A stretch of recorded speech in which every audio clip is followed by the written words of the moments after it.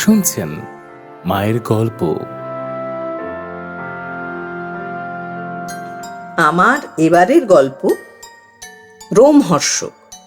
লেখক ষষ্ঠীপদ চট্টোপাধ্যায়।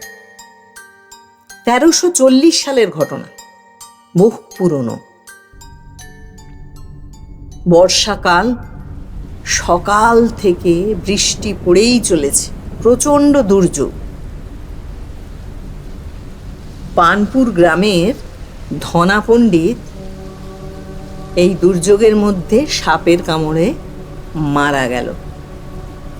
তখনকার দিনে আবার সাপের কামড়ে মৃত্যু হলে দাহ করা হতো না, কলা গাছ কেটে ভেলা তৈরি করে তার মধ্যে ডেড বডি শুইয়ে বেঁধে নদীতে ভাসিয়ে দেওয়া হতো। ধনাকেও তাই করা হলো। সন্ধ্যের মধ্যে সবাই বাড়ি ফিরেও এলো। ধনা খুব অভাবী, তার স্ত্রী আর 2 মেয়ে ছিল। ধনা পণ্ডিতের বউ তো সাংঘাতিক কান্নাকাটি করতে লাগলো। কি আর করা যাবে, কিছু তো উপায় নেই।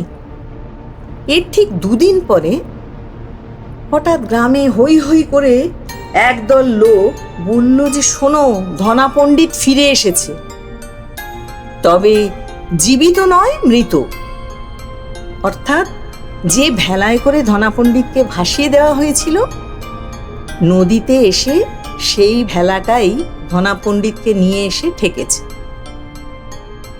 2 দিন আগে মারা গেছে, অথচ তার শারীরিক কোনো বিকৃতি ঘটেনি। ধনা পণ্ডিতের বউ তো তাকে দেখে আবার নতুন করে কান্নাকাটি শুরু করে দিল, আর সবাইকে বলল সে কিন্তু মারা যায়নি, আচ্ছন্ন হয়ে রয়েছে, এবং তাকে বাড়ি নিয়ে যেতে চাইল। গ্রামের লোক কিছুতেই রাজি হলো না, বললো না না, এরকম শুভ অশুভ বলে ব্যাপার আছে তো, এইভাবে মৃতদেহ বাড়িতে নিয়ে যাওয়া যায়? তখন ঠিক হলো, ওই নদীর পাশে শ্মশানের ধারেই একটা চালা ঘর ছিল। সেই চালা ঘরে ধনা পণ্ডিতকে রাখা হবে, এবং সেখানেই যাতে কবিরাজ, রোজা, ওরা সবাই এসে চিকিৎসা করতে পারে, এই ভেবে তাকে সেই চালা ঘরে নিয়ে গিয়ে তুলল। ধনার বউ সবাইকে একটু অনুরোধ করলো যে যেভাবে ওকে ভেলায় বেঁধে রাখা হয়েছে, ওই বাঁধনটা যদি একটু খুলে দেওয়া। তা সবাই বাঁধনটা খুলে দিল। এইবার ধনার বউ বলছে যে সে বাড়ির থেকে একটু দুধ এনে, গরম দুধ এনে সে ধনাকে খাওয়াতে চায়। সবাই রাজি না হলেও কেউ কেউ বলল ঠিক আছে, মৃতদেহ কি আর দুধ খায়, ঠিক আছে, ও যখন বলছে করতে দাও। ধনার বউ বাড়িতে গিয়ে 1 বাটি গরম দুধ ঝিনুক নিয়ে এল। ধনার বউ যেই না দুধ মুখে দিচ্ছে, সঙ্গে সঙ্গে সেই দুধটা ধনা পণ্ডিত শুষে নিচ্ছে। এইভাবে 1 বাটি দুধ নিমেষের মধ্যে শেষ হয়ে গেল। এই না দেখে গ্রামবাসীরা সবাই যে যার বাড়ির থেকে দুধ নিয়ে আসতে লাগলো এবং ধনাকে খাওয়াতে লাগলো। সবশেষে দেখা গেল 30-এর দুধ ধনা খেয়েছে, অথচ পেটের ওপর হাত দিয়ে দেখে পেট কিন্তু সেই একরকমই রয়েছে। এইটা দেখে আবার গ্রামবাসীর তো সাংঘাতিক ভয় লেগেছে। বলছে, না, এ তো মনে হচ্ছে দানয় ধরেছে। এইভাবে এতখানি দুধ খেলো, অথচ পেট সেই পেটের মতো তলিয়েই রয়েছে। একে কিন্তু যত তাড়াতাড়ি সম্ভব চিতার আগুনে পুড়িয়েই দেওয়া উচিত।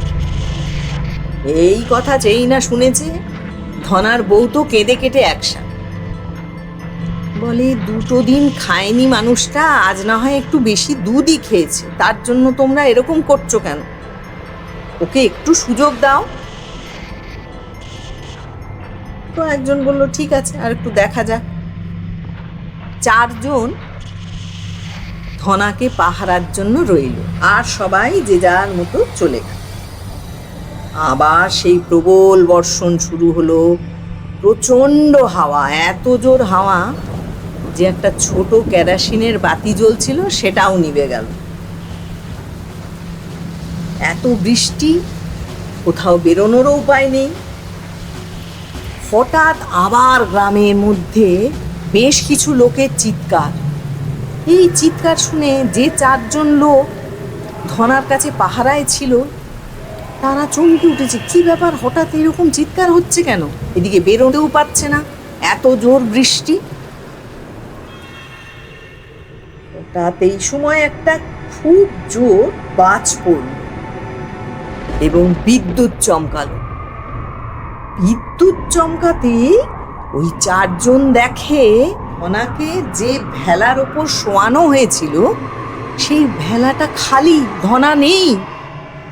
ব্যাস, এরা 4 জন তো সাংঘাতিক ভয় পেয়ে ঘর ছেড়ে দে দৌড়। এদিকে তারা দেখে গ্রাম শুদ্ধ লোক লাঠি কুড়ুল হাতে দৌড়োদৌড়ি করছে। মাঝরাত্রিরে ধনা নাকি তার বাড়িতে গিয়ে লাথি মেরে দরজা খুলে তার ছোট মেয়েটাকে তুলে নিয়ে উধাও হয়ে গেছে। গ্রামবাসী তো চতুর্দিকে খোঁজাখুঁজি করে কোথাও তাদের পেল না। শেষে সবাই বলল, চলো তো দেখি আমরা সেই চালাঘরে কি অবস্থা। ওরা সবাই মিলে চালাঘরে এসে দেখে ধনা সেইখানে শুয়ে আছে, সেই আগের মতো। তবে তার বীভৎস মুখের অবস্থা, চাপ চাপ রক্ত সারা গায়ে, গালের কষ পেয়ে রক্ত পড়ছে। এই বীভৎস দৃশ্য দেখে গ্রামবাসীরা তো বুঝতেই পারল যে এই রক্তটা কার রক্ত। তারা আর একদম দেরি না করে ধনা পণ্ডিতকে নিয়ে গিয়ে চিতায় পুড়িয়ে ফেলল। শুনলেন মায়ের গল্প।